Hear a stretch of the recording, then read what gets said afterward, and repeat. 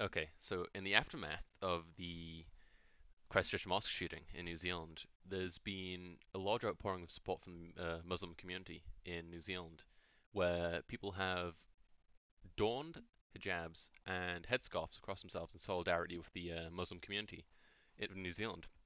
How do you feel about this, Michael? Well, I actually have a very kind of contrary to belief on this to my fellow New Zealanders, because many of my fellow New Zealanders feel that by, kind of donning the hijab, right, they're simply showing solidarity with the people who were killed in the Mm. attack, and that there is no harm in it, right? And I think that's a reasonable perspective to hold, unless you dive a bit deeper into the issue, right? So, the, the hijab is a symbol of oppression for millions of women around the world, right? In many countries, but I'll take the example of Saudi Arabia here, right? Mm. Women are oppressed by the men in their country, right, through the guise of the religion of Islam, right?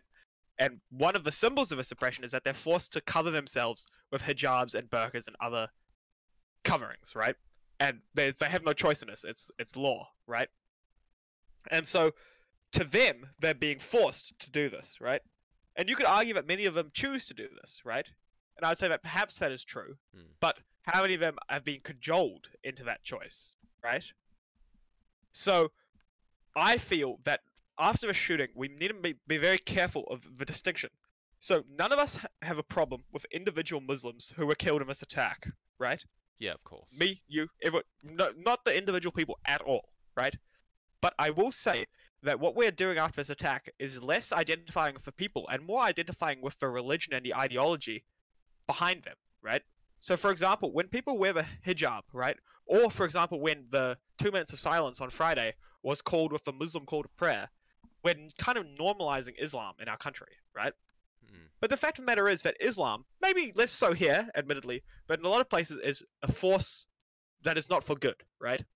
It's not used for good, and the tenets of the ideology that underpins Islam are not they don't line up with the tenets of Western morality, right? So a And counterpoint to the this is that yeah, sure, go. in Western nations, like in Europe, they've got a problem there with extremism, radicalization, and in the Middle East, most certainly, they have an Islamism issue with extremists. But could that be the same for New Zealand? Do we have the same issues? Because, to the best of my knowledge, New Zealand is actually quite well integrating Muslims.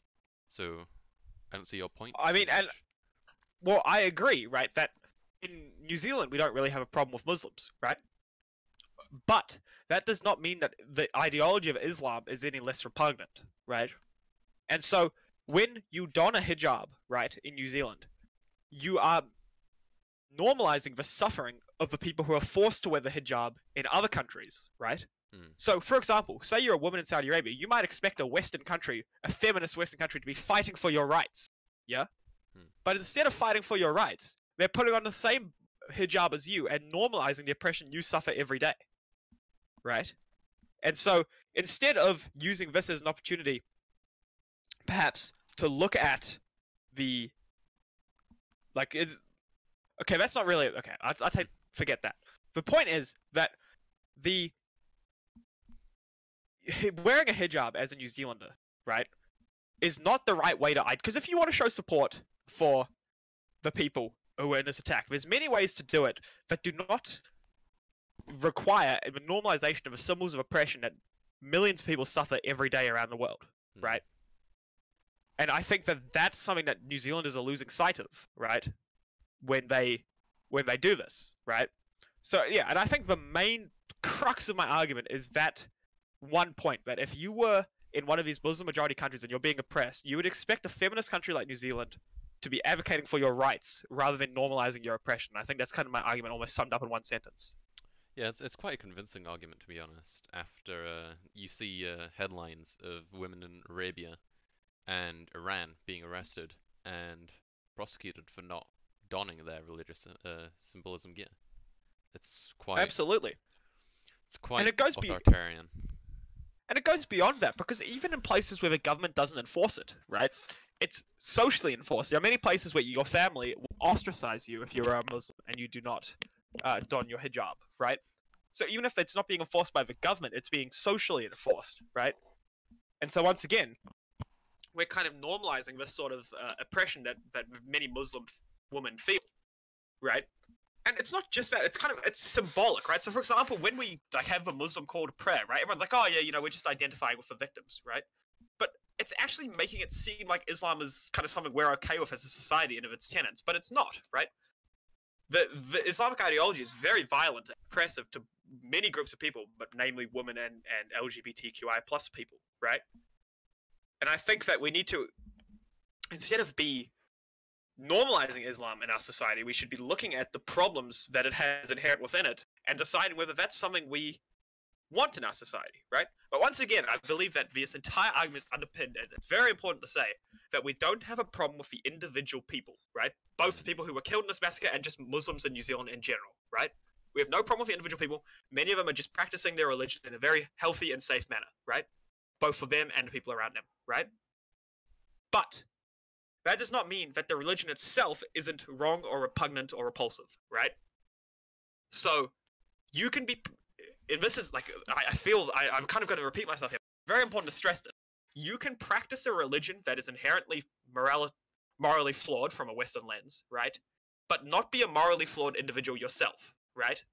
Because you could be taking specific tenets of this religion and selecting them in a way that makes you not morally flawed. So I'll say it again. Basically, all Muslims in New Zealand are not, I have no problem with them, they're just practicing their religion in a health safe way. But the religion itself is what we need to be looking at and trying not to normalize. And that's why I think it's absolutely fine to sympathize with both the Muslims killed in this attack, but also their families and their communities, right? Without sympathizing with and normalizing the religion behind it. Yeah, perfectly reasonable stance. So, is that all you want to say? Yeah, I think I've kind of ranted enough here. Yeah, your rant. Yeah, my you rant. had your Brexit rant and I had this rant. So I think we're both. It's been very cathartic for us both. Okay, farewell everyone. Goodbye.